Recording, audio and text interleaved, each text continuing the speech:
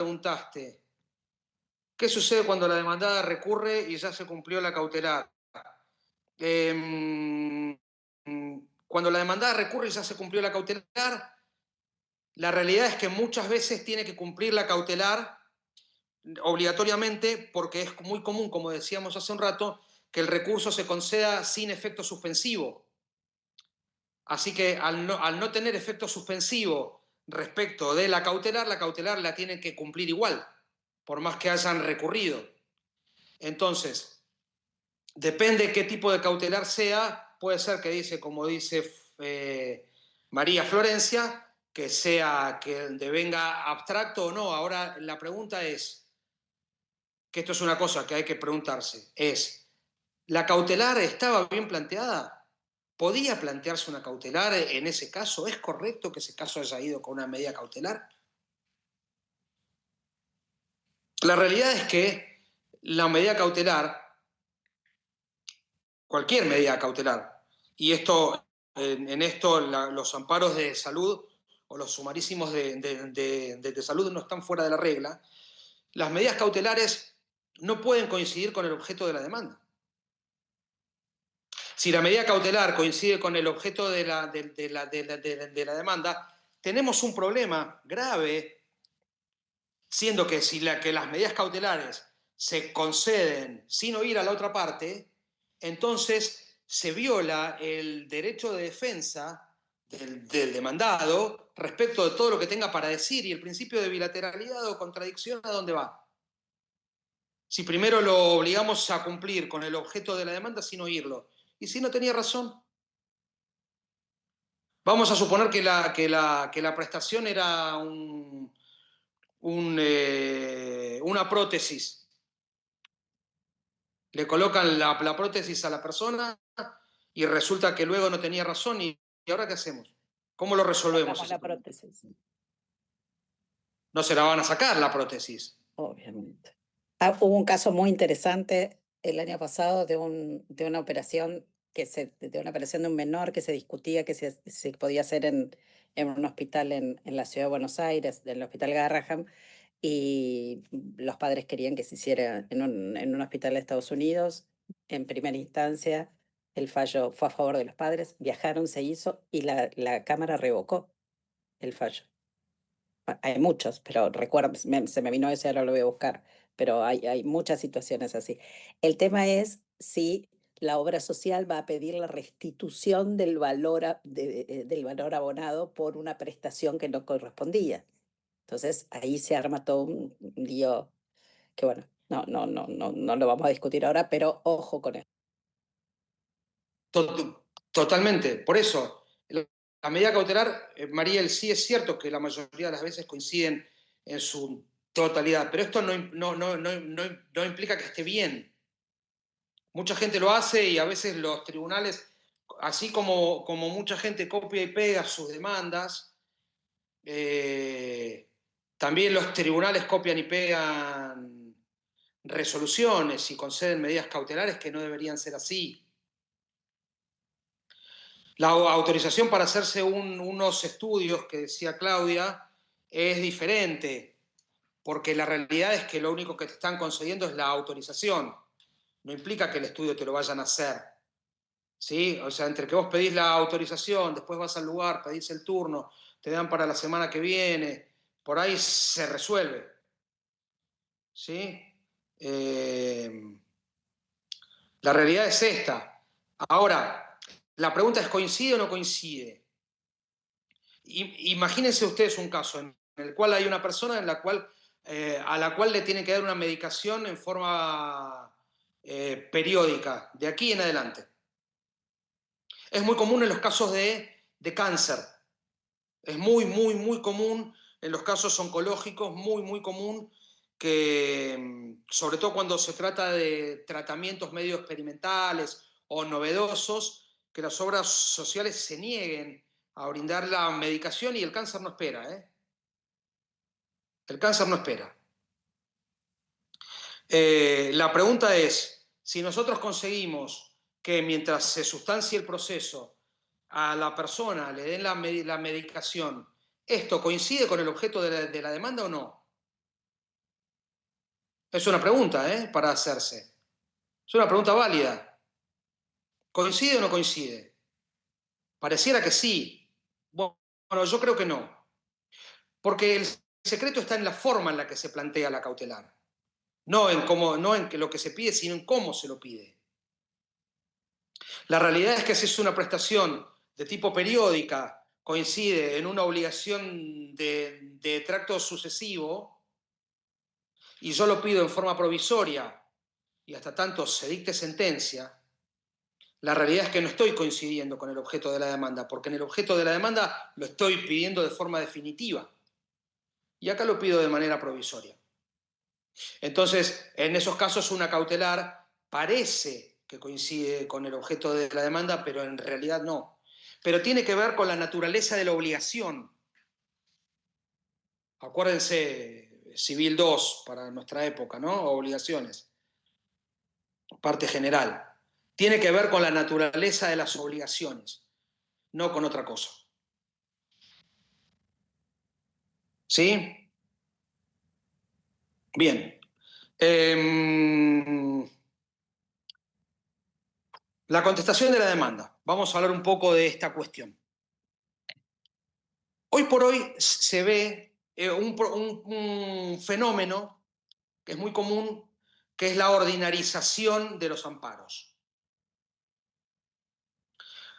que hace que los amparos se parezcan cada vez más a un proceso de conocimiento. Y pasa esto muchas veces porque las demandadas, en vez de producir el informe del artículo 8, hacen una verdadera contestación de demanda. Y yo no estoy muy seguro de que eso esté bien. La realidad es que el informe del artículo 8 y la contestación de demanda del artículo 356 del Código Procesal son dos cosas completamente diferentes. La contestación de la demanda tiene un montón de requisitos, particularidades que todos ustedes conocerán, pero implica el ejercicio del derecho de contradecir, la garantía de la defensa en juicio del artículo 18 de la Constitución. El informe del artículo 8 no tiene esta forma. El informe del artículo 8 es otra cosa. El informe del artículo 8 es algo así como una pregunta que el juez le hace a la entidad, es, dígame por qué está haciendo esto de lo que se lo acusa y cuándo lo va a dejar de hacer. Infórmeme esto. ¿Se dan cuenta?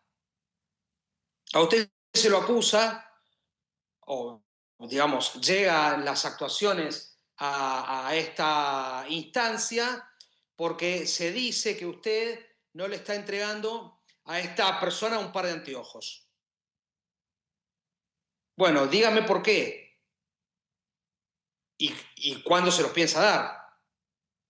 Entonces, el que hace las veces de demandado, que en realidad no es un demandado, técnicamente es el requerido, lo único que debería es informar eso. No le estoy dando los anteojos porque la receta que me trajo la firma falsificada. No le estoy dando los anteojos porque ya le di un par que le tengo que dar por año, el PMO me obliga a uno y es el cuarto que me pide, no le se lo voy a dar. ¿Sí? O no se lo di aún porque está en proceso de autorización. Se lo voy a dar la semana que viene, aguántenme. Tengo un lío administrativo tremendo, no se lo puedo dar. Pero debería ser eso y nada más. ¿Puede ofrecer prueba? Por supuesto, sí. Pero no es técnicamente una contestación de demanda. Ahora, cuidado. Esto pasa cuando el proceso tramita por la ley de amparo, por la ley 16986. Si el proceso corresponde que tramite por las normas del artículo 321, inciso 2 del Código Procesal, si lo leen, van a ver que remite a las normas del proceso sumarísimo, el 321. Entonces, si remite a las normas del proceso sumarísimo, entonces sí corresponde una contestación de demanda.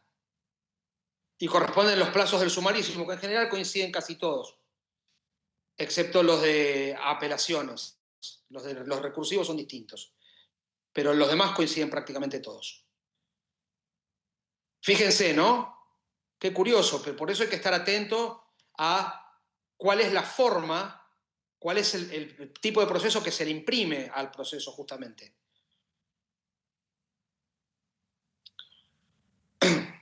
Bien. Cuestiones de prueba. Cuestiones de prueba. Me interesa hablar de dos cosas acá. Las pruebas más comunes en este tipo de procesos son la informativa, la documental en poder del demandado o en poder de terceros y la pericial. Muchas veces uno inicia un amparo con la documental sola y piensa que con eso alcanza. Pueden hacerlo. Yo no lo recomiendo. Yo creo que una prueba pericial bien ofrecida puede suplir muchas veces el déficit, la deficiencia de cierta prueba documental. La prueba documental es clave, fundamentalmente la prescripción médica. La prescripción médica es todo, les diría.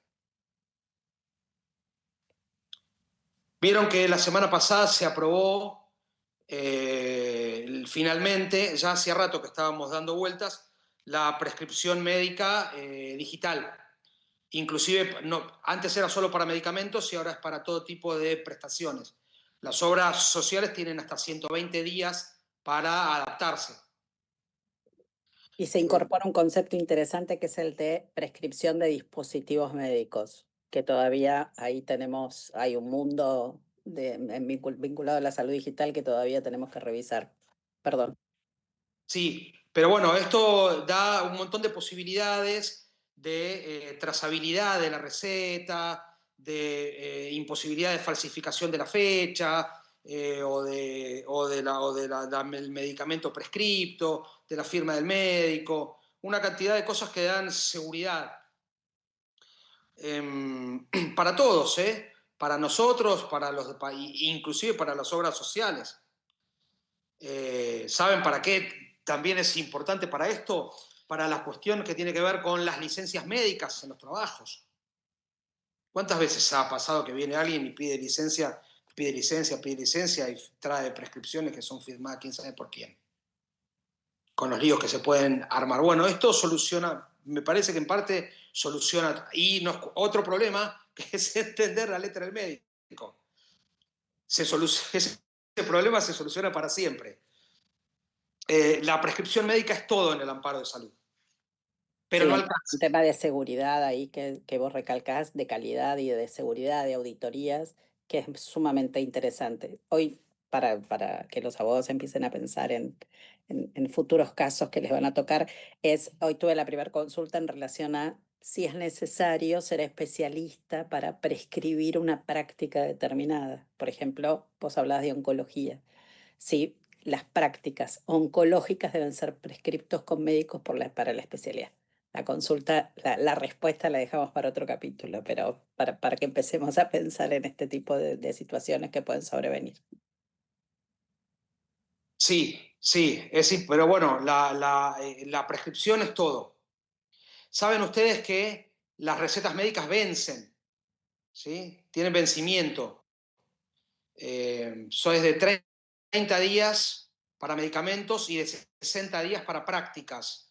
Esto se los aclaro por una cosa que prácticamente nadie sabe. Cree que todo vence a los 30 días o hay gente que no sabe que vencen, pero sí vencen.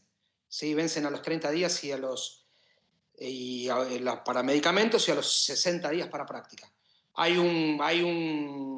Una razón para esto, bueno, excede al tema de hoy, pero hubo muchos casos de abuso de esto, sobre todo con PAMI, hace muchos años atrás hubo gente presa por esta cuestión, prescribiéndole medicamentos a gente que estaba muerta, los encontraban vendiéndolos en la farmacia, fue un escándalo nacional.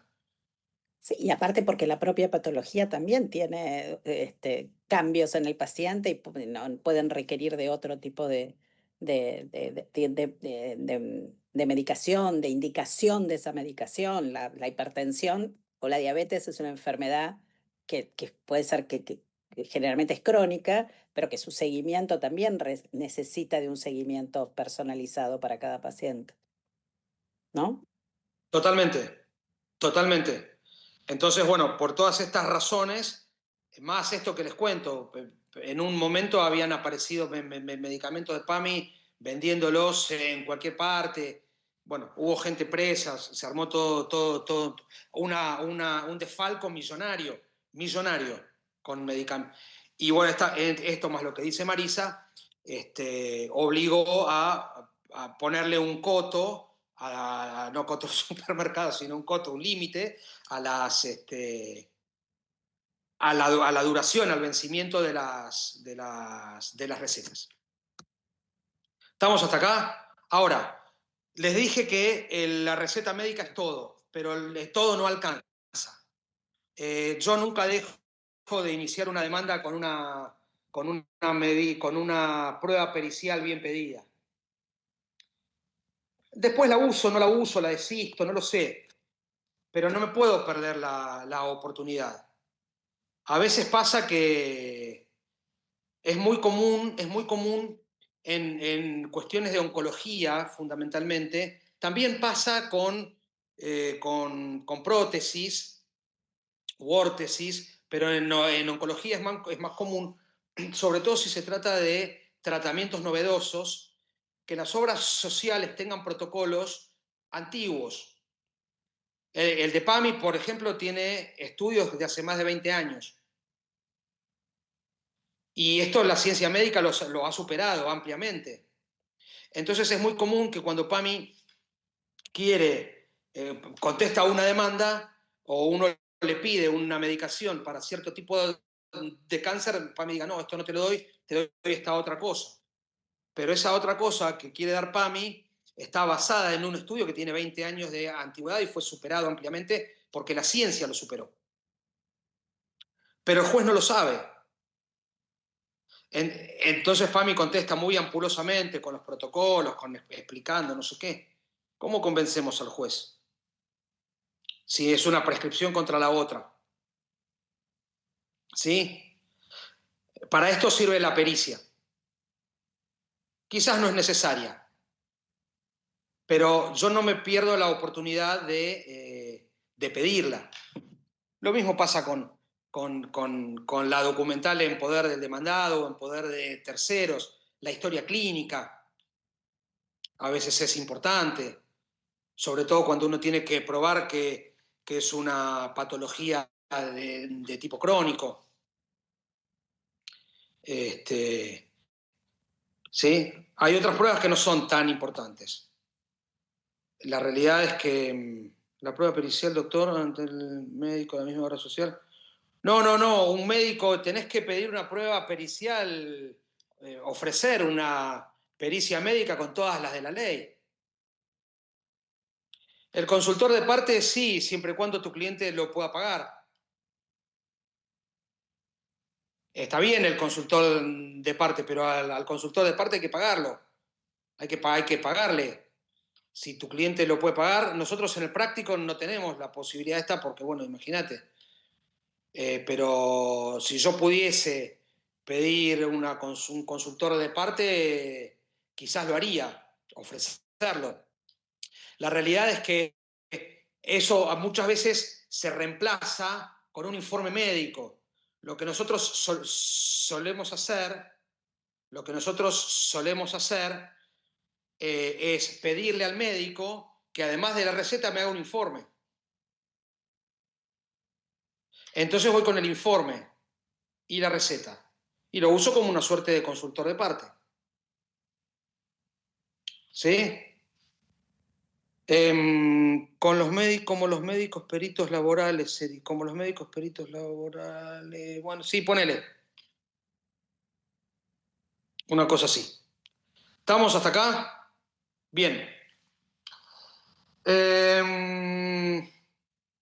Régimen recursivo, régimen recursivo. Ya hemos hablado un poco de los recursos, ¿no? Sobre todo lo que tiene que ver con los recursos referidos a medidas cautelares. Hay dos cosas más que se pueden recurrir, que se pueden apelar en realidad. Son las medidas cautelares, bueno, ya lo dijimos, lo otro es la sentencia y lo otro son tres cosas: la sentencia, las medidas cautelares y la denegación del trámite de amparo, denegación y límite, esas tres cuestiones. Todo lo demás en principio es inapelable. Hay algunos jueces que consideran además que el recurso de reposición es improponible en todos los casos, porque la ley de amparo no lo prevé, y esto es estrictamente cierto. Ahora, no es menos cierto que, como dijimos al principio, en la ley de amparo hay un artículo, que es el 17, que dice que en todas las cuestiones no legisladas por esta ley se aplica supletoriamente el Código Procesal, y el Código Procesal sí prevé el recurso de reposición.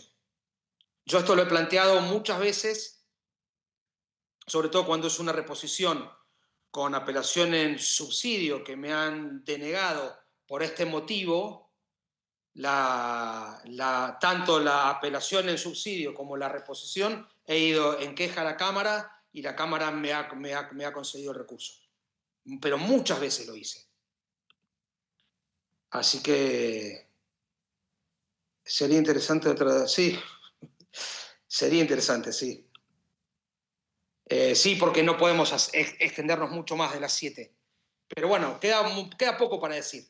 Yo todo esto se los cuento, son temas procesales netamente y que tienen que ver con el oficio. Saben ustedes que nuestra profesión tiene mucho de profesión, pero tiene mucho de oficio además.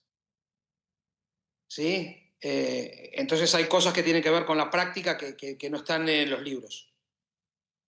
Estamos hasta acá, régimen recursivo. Los plazos para recurrir tienen una cosa curiosa. Miren ustedes qué cosa curiosa. El plazo para interponer un recurso de apelación es de 48 horas.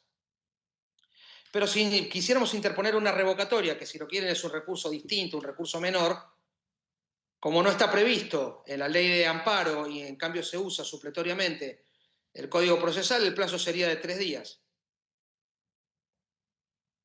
O sea, al revés de lo que sucede en cualquier otro proceso común, tenemos un plazo mayor para interponer una revocatoria que para apelar. Miren qué cosa curiosa. Esto pasa porque la ley es un desastre. La realidad es que es una ley que se hizo entre gallos. Hoy no hemos hablado de la historia del amparo, no lo pienso hacer, pero si ustedes la leen, lo buscan, van a ver que es una ley que se hizo entre gallos y medianoche y para solucionar un problema puntual que se había dado en esa época. Por eso es todo tan desprolijo. Las horas no son corridas, pero el fin de semana no cuenta. Las horas son corridas, pero el fin de semana no cuenta.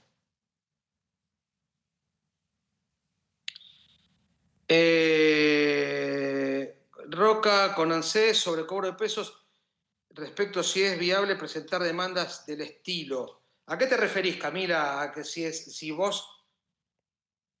1189 es mi comisión del práctico, 1189.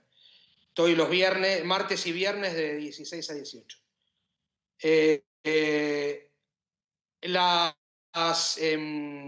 Las cuestiones de demandas de cobro de pesos por la vía del amparo no van, Camila. Nunca, de ninguna manera. No es viable interponer un amparo para hacer un cobro de pesos. Yo le subí recién Roca respecto del tema de traspaso traspaso de obra social en edad jubilatoria. Ah, Era por eso preguntaba. ok. Si el fallo Roca ahí dio resultado, hay que ver qué pasa. Y Sí, no apeló. Es curioso que no haya apelado, pero sí, firme. pero bueno, eso tramitó en el foro de la Seguridad Sí, Social. todo raro. Por eso, es otra cosa, Sí, sí. com- completamente. El demandado es ANSES. Yo creo que Ujú. no debió haberlo, pero bueno, no sé, no lo leí realmente el fallo, me lo voy a poner a leer, Sí, te lo paso ahora. porque es algo diferente. Normalmente uno demanda su propia obra social por la continuidad, porque ANSES en definitiva es una caja. ANSES le manda la plata a quien la gente le dice, pero no determina a quién tiene, ¿sí? Me parece que lo han iniciado, Camila, ¿qué decís? La Cámara ha dicho que respecto a ese tema, pero ANSES no pudo apelar. Sí, pero aprovechen ahora, Maxi, con el tema de amparos, después vemos el tema, vamos a seguir con el tema de seguridad social, lo tenemos a Marcelo Alegre, que es quien Perfecto. ha hecho Sí, el sí, cosa, yo, que es especialista en seguridad social. buenísimo. Después lo ven, después lo vemos. Bárbaro. Entonces, régimen recursivo tiene estas particularidades. El recurso, otra particularidad, se interpone y se funda en el mismo escrito. El de apelación. En el revocatorio, por supuesto, también. Pero esta particularidad es una particularidad del proceso de amparo. Se interpone y se funda en el mismo escrito. Y se concede siempre con efecto devolutivo, a veces es con efecto suspensivo también, y normalmente inmediato.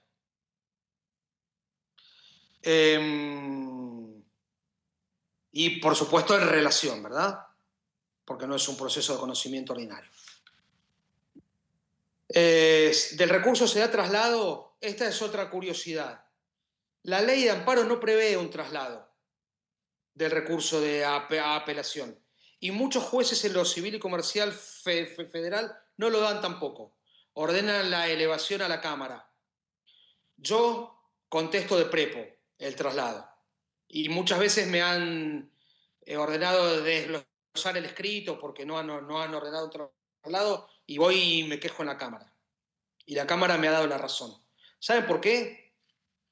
Porque hay una garantía más importante acá, más que la celeridad del proceso. Hay una garantía más importante que es la defensa en juicio. Cuando la otra parte apela a los efectos del recurso de apelación, hay una inversión de los roles procesales. Si yo venía siendo el actor y me dan la razón y la otra parte apela, cuando va a la Cámara, no soy el que ataca, soy el que se defiende. ¿Lo ven? Soy el demandado. Entonces, no, constitucionalmente a mí me tienen que dar la posibilidad de defenderme, máxime, considerando que para la Cámara lo único que existe es el recurso, porque el recurso de apelación, igual que cualquier otro recurso, se tiene que valer a sí mismo. Entonces, si el recurso se tiene que valer a sí mismo y para la Cámara lo único que existe es el recurso, y a mí no me dejaron contradecir, el principio de bilateralidad, ¿a dónde va? ¿Lo ven? No se prevé, pero la realidad es que está mal que no se prevea. Es decir, son dos, si lo quieren, son dos garantías procesales en pugna. El debido proceso y la defensa en juicio. ¿A cuál le damos preponderancia?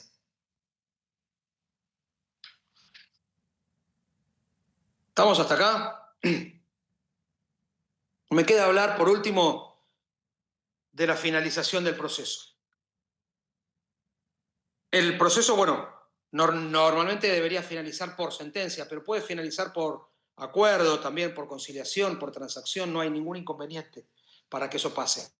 E inclusive puede finalizar por caducidad de instancia. La caducidad de instancia es de 3 meses, tanto para el principal como para los incidentes. Se da una cosa muy curiosa, una curiosidad que les quiero decir nada más. En los procesos de amparo que tramitan ante el Foro Contencioso Administrativo y Tributario de la Ciudad, que tiene su propia ley, establece, la ley 2145 es, una caducidad de instancia de un mes. De un mes. Sin embargo, si hubiese incidentes, que puede haberlos, no está previsto, entonces se aplica la caducidad común, que es de 3 meses. Entonces se da una situación muy curiosa en la cual el plazo de caducidad del incidente es mayor al plazo de caducidad del proceso principal. Una cosa curiosísima. Pero bueno, para todo lo demás el proceso de caducidad es de 3 meses. Valeria, caducidad, las costas son en el orden causado. En realidad, si hubiese caducidad, las costas deberían ser al actor. Es lo que corresponde por ser por ser la caducidad de un castigo al actor que no impulsó el proceso. Pero por lo general las imponen en el orden causado. Claudia, la audiencia no se realiza prácticamente nunca. Yo en todos estos años, si fui por casos de amparos de salud, mira, me acuerdo hace unos años una audiencia con PAMI, un caso muy complejo. Me acuerdo de una audiencia en un caso contra Swiss Medical, también que era complejísimo, y te diría, las podría contar con los dedos de las dos manos las audiencias a las que fui. Muy, muy, muy pocos. Aunque la ley lo diga. Así que ven, el debido proceso habla de una audiencia y la audiencia no se realiza. Así que ya ven ustedes, ¿cuál es la garantía que vale más? ¿La del debido proceso en algo que no se cumple o la de la defensa en juicio? ¿Estamos? Entonces, finalización del proceso de la caducidad de instancia. Tengan en cuenta, muy en cuenta, la cuestión de la caducidad. Uno se suele quedar dormido con la medida cautelar creyendo que como la persona ya tiene la prestación, ya tiene la medicación, ya está. Pero la caducidad de instancia no afecta. La caducidad de instancia no es afectada por las cuestiones relacionadas con la medida cautelar. ¿Sí? La medida cautelar no es impulsoria. ¿Estamos hasta acá? Buenísimo. Una pregunta. Los honorarios, Rocío, querés saber. ¿Te referís a los honorarios condena en costas o los honorarios que vos pactes eventualmente con tu cliente? ¿O a Eso los creo. dos? Bueno, los honorarios que uno pacte con su cliente es una cuestión, un contrato entre privados. Así que queda al libre criterio de cada uno. Yo, si me preguntan a mí, creo que 20 UMAS está bien. 15 podría ser. Más de 20 me parece exagerado. Cobrarle al cliente. Entre 20, 15, 20 UMAS. 20 UMAS está bien. A pagar en cuotas, ¿no? Por ahí podría ser. 5 cuotas de 4, 4 cuotas de 5, eso depende. O de una, no sé. Si un cliente muy adinerado que lo puede pagar, fantástico. Si no, bueno, habrá que ir buscando. Pero eso depende de cada uno. Si es, qué sé yo el otro día hice un amparo para el marido de mi mamá y no le cobré. Pero bueno, ¿qué pasa? Por eso. Debería haberle cobrado, pero no lo hice. La vez pasada hice uno para un chico que fue exalumno mío y le hice una atención, le cobré menos. No sé. La realidad es que depende de cada uno. Por lo general creo que 20 UMAS está bien. En cuanto a la regulación, la ley habla de 20 UMAS en capital. En provincia tienen una regulación aparte. Además, si es federal, también es en UMAS, si no es en US.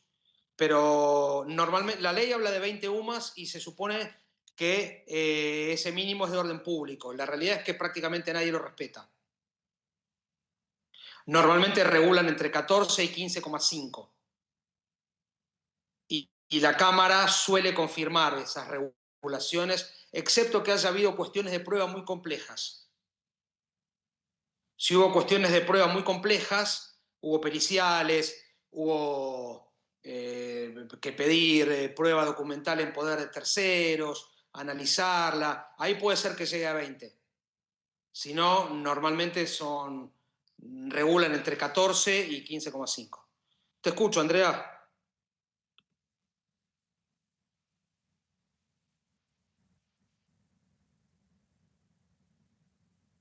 No te escucho, Andrea. Te escucho, pero no te escucho. Debes estar silenciada. Está muteada, sí. Ahí vemos si la podemos desmutear.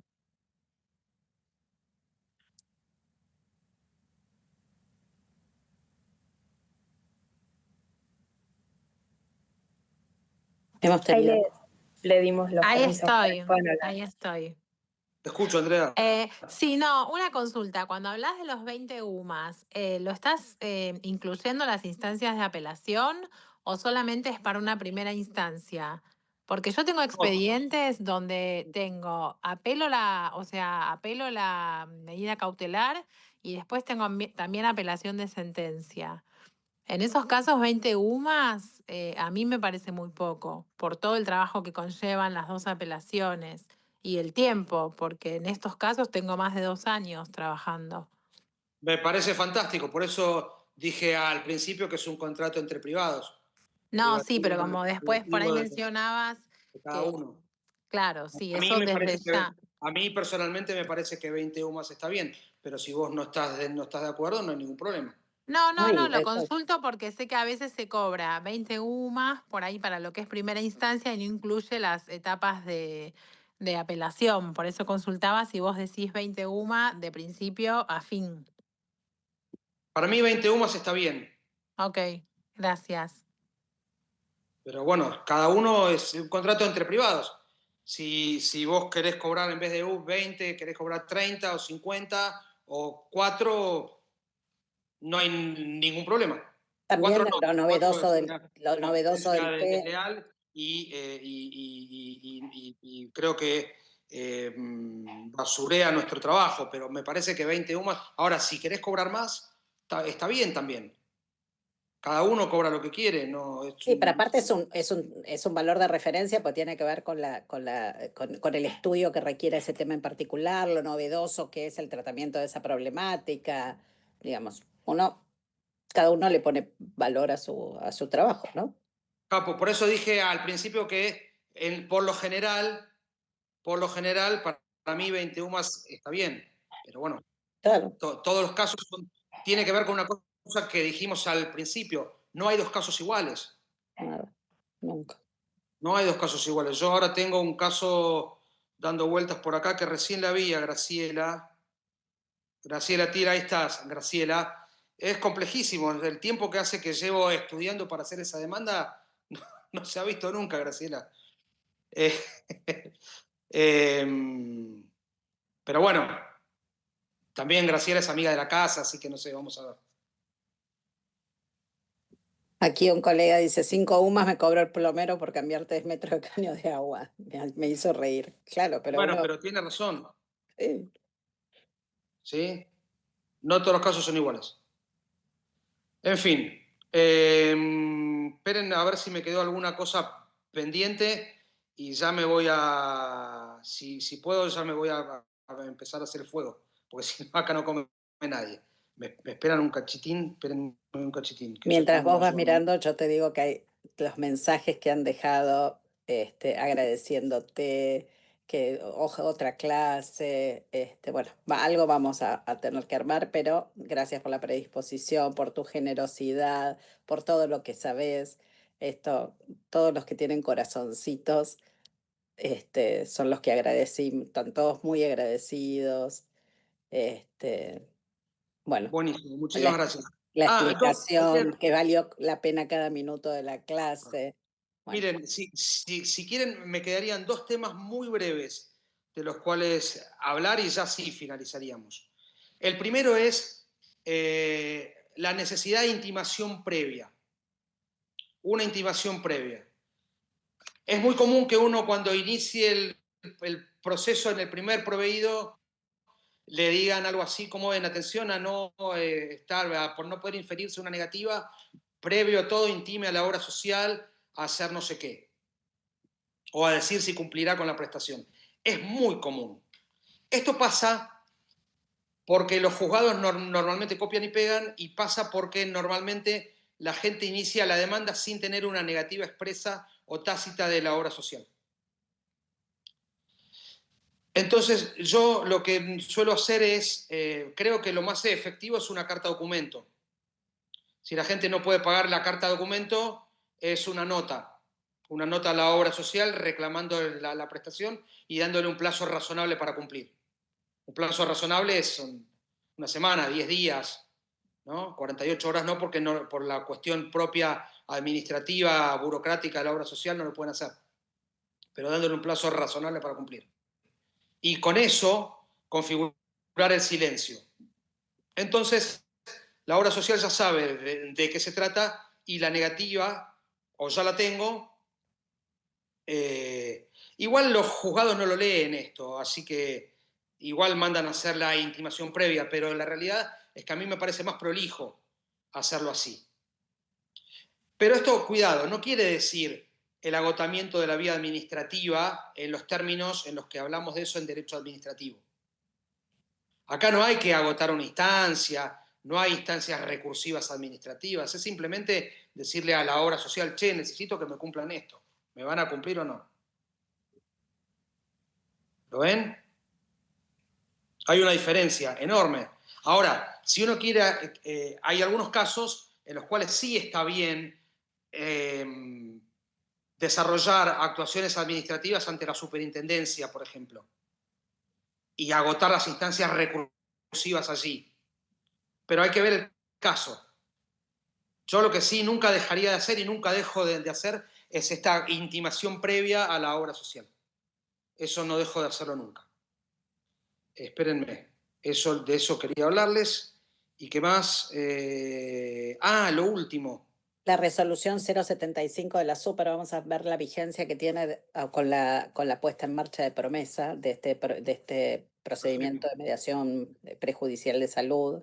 Eso, ténganlo, estén atentos a eso. Vamos a hablar algunas cosas el 5 de esto. Bárbaro. Y lo último que yo les quería decir, ya hablamos de costas, hablamos de... no costas, normalmente son al demandado, a veces son por su orden. Si se rechaza la demanda, en general son por su orden. Si no, bueno, suelen ser al demandado. Lo último, la ejecución de sentencia por incumplimiento. Y acá abro dos cuestiones. Esperen que no estoy encontrando el Zoom. Ahí está. Dos cuestiones. Tiene que ver con el tipo de prestación que estamos reclamando. Normalmente hay dos maneras de obligar el cumplimiento de una prestación. A través de la ejecución de la sentencia o a través de la imposición de una multa de tipo astraintes. ¿Cuál conviene? Una vez más, depende del tipo de caso. Yo necesito, imagínense ustedes, por ejemplo, un caso, que es un caso real que tengo. Tengo un caso de reafiliación a la obra social, lo ganamos en primera instancia, lo ganamos en Cámara, y la obra social se niega a darle, ya conseguimos que ANSES le derive los aportes a la obra social, ya no más a PAMI, pero la obra social, ¿saben qué hace? Se niega a darle a este hombre el carnet de afiliación, no se lo quiere dar. Entonces el pobre tipo no se puede atender, no puede ir, está afiliado, sí, está afiliado. Cuando necesita ir no puede, porque no tiene el carnet. ¿Cómo se ejecuta eso? ¿Voy a embargar a la obra social? Es ridículo, no tiene sentido. ¿Cómo consigo eso con astraintes? Ahora, si le tienen que dar otro tipo de prestación, supongamos vamos a suponer una prótesis, y no se la dan, bueno, pues sí estaría bien un embargo. Me dan el embargo una cuenta bancaria, yo voy a la ortopedia y me compro la prótesis. ¿Se dan cuenta? Cualquiera de las dos soluciones está bien, depende del tipo de caso. Depende de la prestación en realidad. Todo, como les dije hace un rato, una vez más tiene que ver con la teoría de las obligaciones. Nunca hay que olvidarse de eso. La feria judicial hay que solicitarla. Espera. Tiene que dar la prótesis si no puede y no la dan, ¿puedo pedir embargo? Claro. Bueno, vos lo que tenés que hacer es, vas a tener que investigar cuánto vale la prótesis, presentar el presupuesto y pedir que por eso, más los honorarios del médico, todo lo que sea, un embargo a una cuenta bancaria. ¿Sí? Así se hace. Leguizamón, dice Graciela. Sí, claro, Graciela Leguizamón, exactamente. Y para el último, Camila. Camila también fue alumna mía. Preguntas de conocimiento total, la feria judicial hay que solicitarla para habilitarla, por más que sea un trámite de amparo. Sí, claro. Sí, la feria no es de oficio, Camila. La feria la tenés que pedir y te la tienen que dar, además. Hay dos formas de pedirla. Podés pedirla al juzgado de feria cuando ya está iniciada la feria. Supongamos que yo quisiera habilitar la feria hoy, me tengo que dirigir al juzgado de feria, y si quiero hacerlo en el periodo hábil común, se lo tengo que pedir al juzgado de trámite, que me habilite la feria.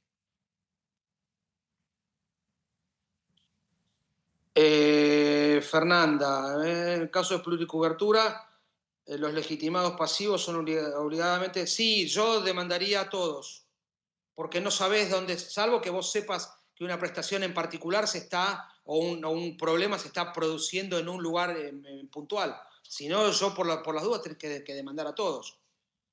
¿Me entendés? Muy bien. ¿Estamos hasta acá? ¿Hay alguna pregunta más que Perfecto. ustedes me quieran hacer a mí? Hay material que se pueda... la clase creo que está grabada.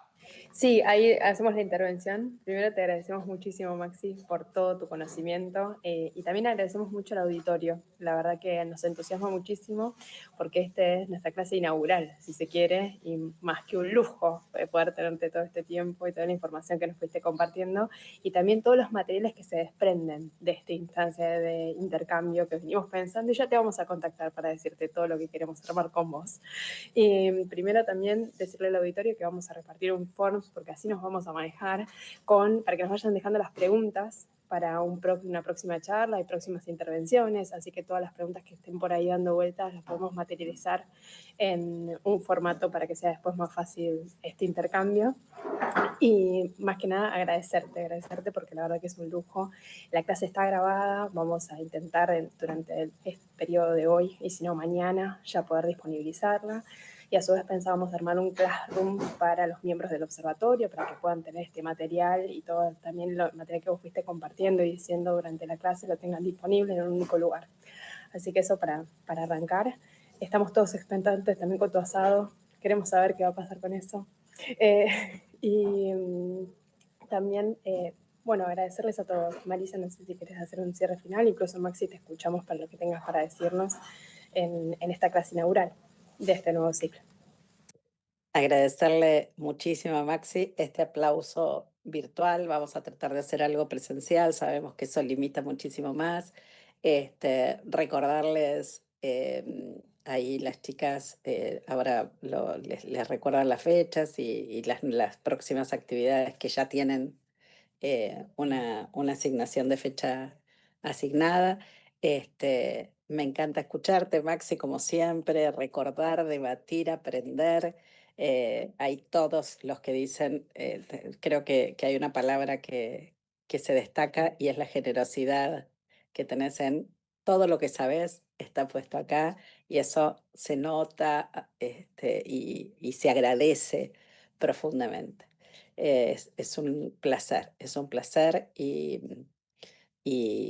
creo que ahí si lo quieren vos o Delphi decir, díganlo por favor, así los que no están viendo el chat. Sí, les comentamos que dejamos acá en el chat que el 30 de julio a las 17 horas va a ser la próxima charla, que es la charla informativa sobre el lanzamiento del posgrado, que nos comentaba Marisa al inicio. Tienen el link para inscribirse. La próxima Ahí charla Maxi tiene un módulo, el módulo todo entero de amparos. Exactamente. Ya vamos a estar ahí haciendo este intercambio con Maxi ahí también en ese espacio. Después el 4 de agosto a las 17 horas es la charla sobre promesa, Y se pueden unir al canal de difusión que tenemos del observatorio por WhatsApp, donde les vamos a estar disponibilizando esta misma información. Semanalmente van a ver que nosotros vamos subiendo más información, y aquellos que estén en esta charla pero no forman parte del observatorio, también los invitamos a incluirse en este grupo. Y bueno, se vienen cosas, o estamos preparando cositas para el mes que viene y de acá en adelante. Y el canal del YouTube, ¿no? Que donde Y el vamos a canal, subir exactamente. esta charla de hoy, así que si quieren unirse al canal de Exactamente. YouTube, ahí van a poder revivir y consultar la charla que tuvimos hoy. Bueno, a Maxi, que salga riquísimo ese asado. La próxima podemos hacer uno más cercano a la capital para los que para los que no nos fuimos. Te invitamos a prepararlo, te dejamos todo hecho para que lo hagas. Y por supuesto a la doctora Antovalone, a Delfina Farace, muchísimas gracias porque todo esto lo han hecho posible ellas. Y nos vemos prontito en las próximas actividades. Gracias a todos. Se quedaron No, 60 buenas noches. personas hasta el final, así que Un lujo, la verdad. un lujo que ustedes hagan esto posible. Muchas Besos a gracias. todos. Chao. Gracias.